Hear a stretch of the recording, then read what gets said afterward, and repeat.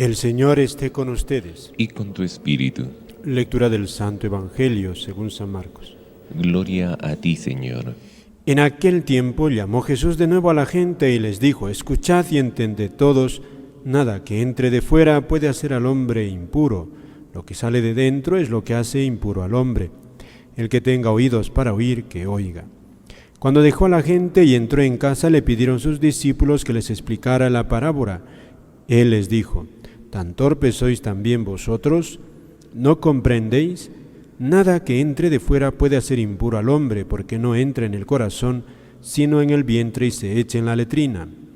Con esto declaraba puros todos los alimentos, y siguió: lo que sale de dentro, eso sí mancha al hombre, porque de dentro del corazón salen los malos propósitos, las fornicaciones, robos, homicidios, adulterios, codicias, injusticias, fraudes, desenfreno, envidia, difamación, orgullo, frivolidad.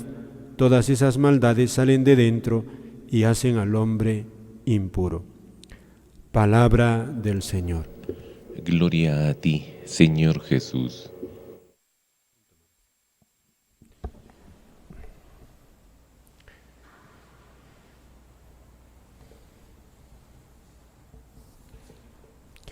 Amados hermanos en nuestro Señor Jesucristo, y María Santísima nuestra Madre, del primer libro de la Biblia, del libro del Génesis, hemos escuchado dos realidades que son parte de nuestra vida. Una realidad, nosotros mismos, es una realidad tan palpable, y el mandato de Dios le dice Adán, le dice: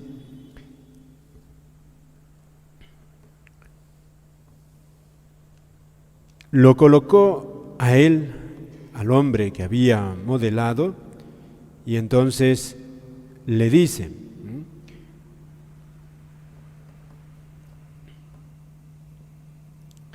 el Señor Dios tomó al hombre y lo colocó en el jardín del Edén para que lo guardara y lo cultivara. Aquí existe el mandato del trabajo. En primer lugar, antes del trabajo, está esta descripción tan hermosa cuando dice Dios, ¿no?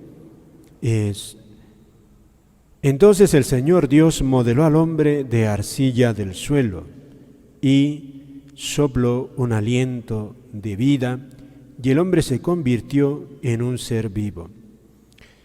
Con esta descripción, lo que hace el autor sagrado, queridos hermanos, no es describir de manera científica, como entendemos nosotros, la creación del hombre.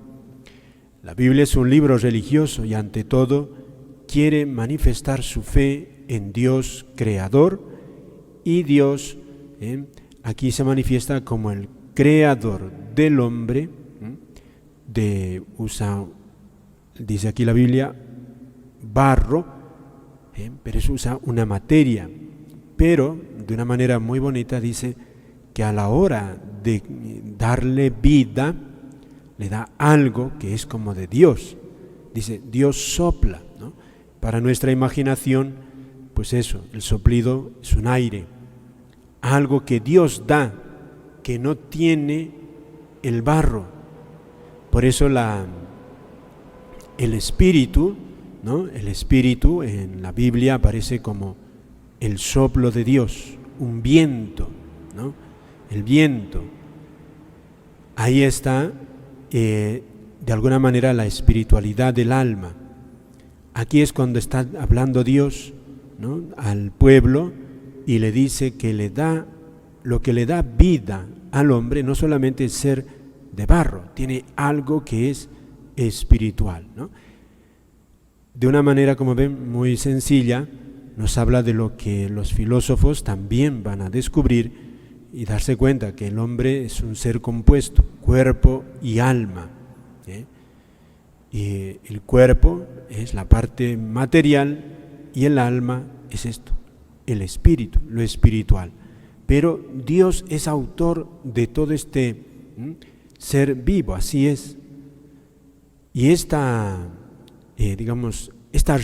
toda realidad del hombre, toda su realidad, precisamente porque viene de parte de Dios, Dios es el autor, Dios es el autor del hombre, su creador. Entonces tiene precisamente por eso derecho a recordarle y exigirle la filiación, porque es su hijo. O sea, es de toda la creación, el único que es consciente es el hombre. Por eso cuando Dios le dice, lo colocó en un jardín para que lo guardara y cultivara, y también le da el mandato de todo, puedes comer, pero no del árbol del bien y del mal. El día que lo comas tendrás que morirás. Al poner un mandamiento, no es que Dios busca de alguna manera imponerse al hombre, no. Esto, queridos hermanos, es lo mismo, es la Biblia que nos va hablando de una manera muy popular para hacernos entender la gran dignidad del hombre. Dios, que es su autor, su creador, precisamente porque Él es, las cosas son así, Él ha creado al hombre, Él sabe cómo es en su ser, cómo es su funcionamiento, cómo va a alcanzar su felicidad plena. Esos son los límites. Es como decirle el ingeniero a la locomotora o al tren, no andes sino por los rieles. Eso no es abusivo. Si la locomotora y el tren pudiesen pensar, se lo agradecerían. De hecho, sabemos por qué existen los accidentes ferroviarios, porque por eso, o se rompe las rieles o lo que sea, pero es que el tren no puede andar sino por los rieles.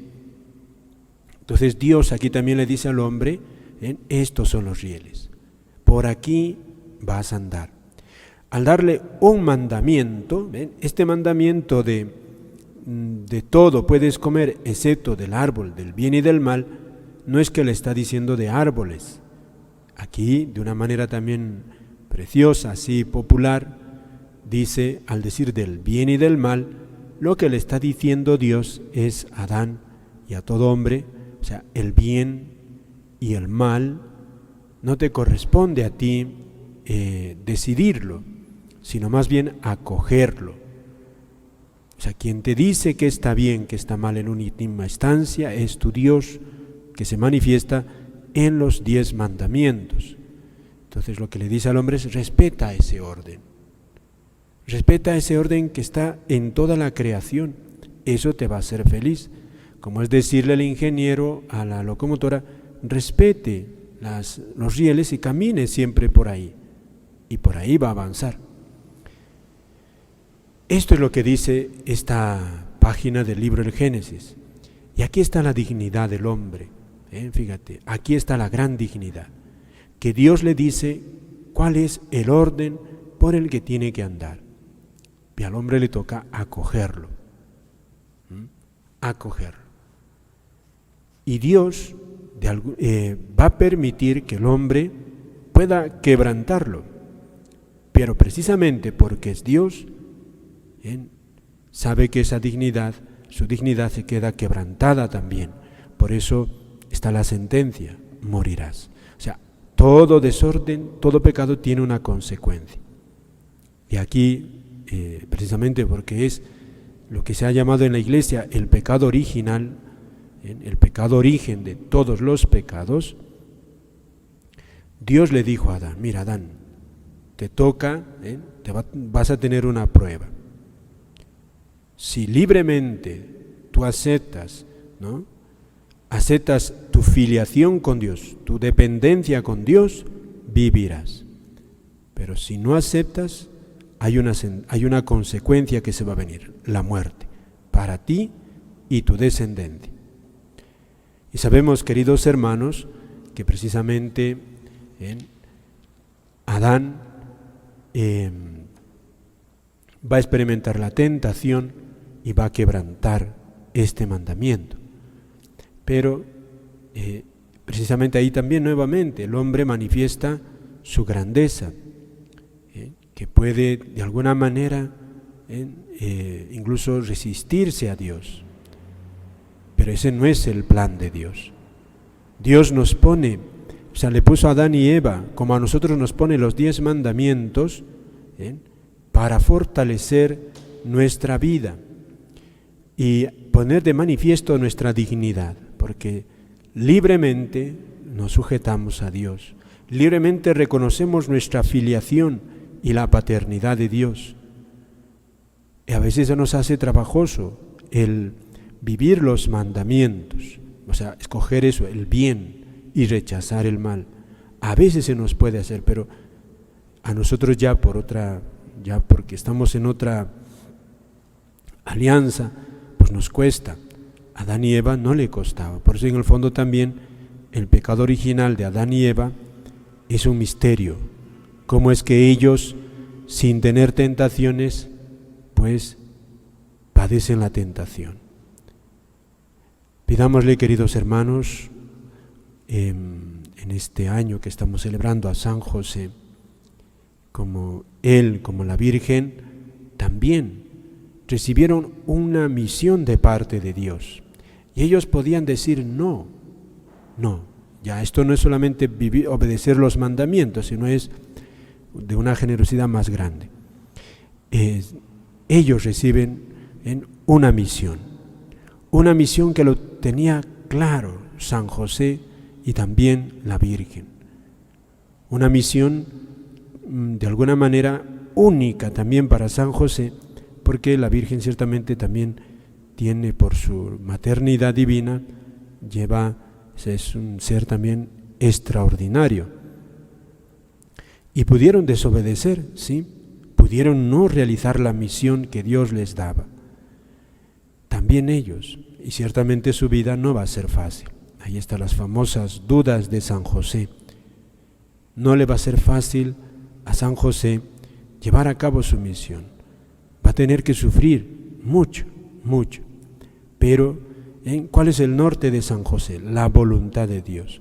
Por eso cuando se da cuenta que Dios le pide vivir junto a la Virgen María, el ángel se lo revela, San José acoge a María como su esposa finalmente y va a seguir en su puesto de silencio, de cuidado, de custodio de la Sagrada Familia.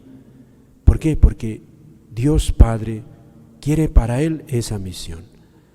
A nosotros no nos va a tocar una tarea como San José, eso no es, pero cada uno de nosotros, en primer lugar, tiene como hijo, está llamado a la obediencia de los 10 mandamientos, que ese es escoger el bien, que también podemos desobedecer por nuestra fragilidad, sí, pero ahí está, es ese camino el que nos lleva a la vida eterna, ¿no?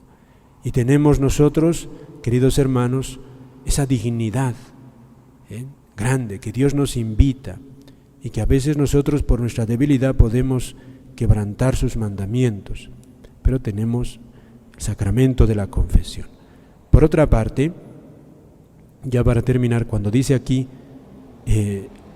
lo colocó en el jardín para que lo guardara y cultivara, aquí hay una expresión muy hermosa de Dios hacia el hombre que lo necesita.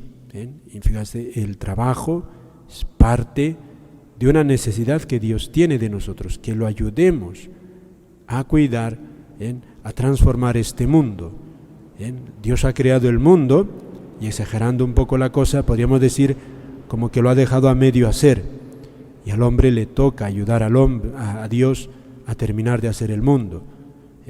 Es una manera muy exagerada de decir las cosas, pero más o menos es así.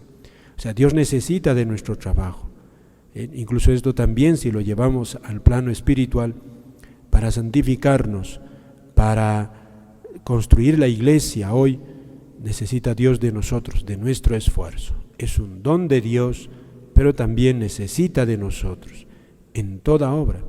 Pidámosle al Señor también por eso, en cada uno, sabiendo la misión que Dios le ha pedido, que pueda colaborar con generosidad en este transformar el mundo y hacerlo también un lugar donde Dios reine como Padre.